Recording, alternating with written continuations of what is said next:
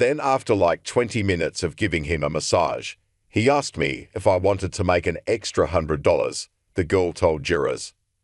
She recalled Epstein saying, "You're not going to be giving the massage anymore. It's going to be something different," before he used a vibrator on her and masturbated in front of her. Afterward, he handed the girl 3 $100 bills and instructed her to leave her name and number on a notepad next to a couch. She didn't return to Epstein's home, but Belolavec asked if she recalled telling a Palm Beach detective that you made plans to do this every Saturday so you could get rich. The girl answered that it was only an imaginary sort of plan and that it never happened. The prosecutor also peppered the girl with questions about her MySpace account. Epstein's lawyers would seize on the girl's MySpace profiles to undermine their testimony, sharing the social media pages with police investigators.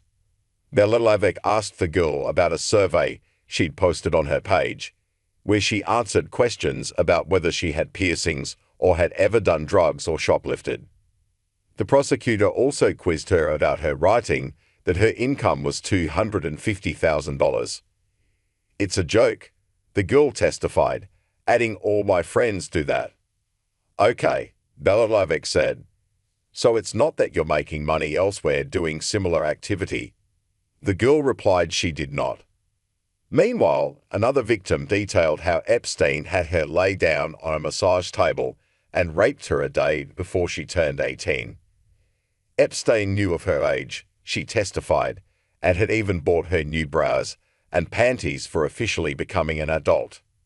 That woman, whose name was also redacted in transcripts, said she was certain that Epstein knew she was underage, claiming he'd talked to her about high school and her future after it.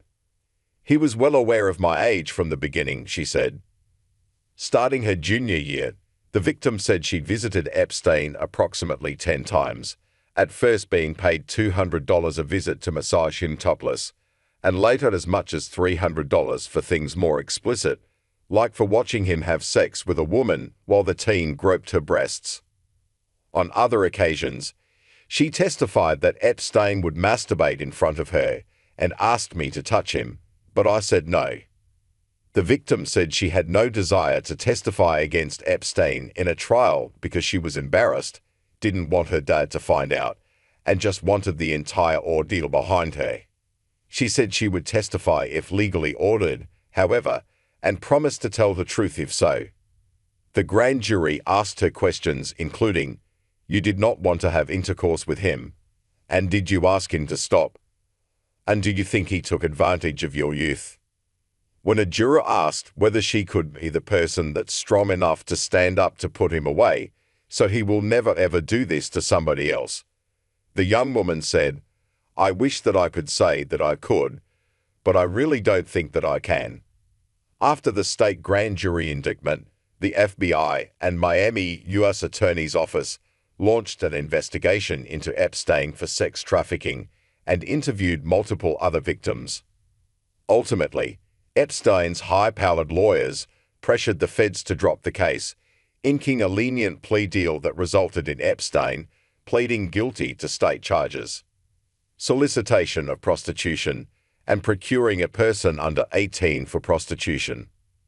The sex predator served 13 months of his 18-month sentence in a private wing of the Palm Beach jail and was permitted to leave on work release 6 days a week.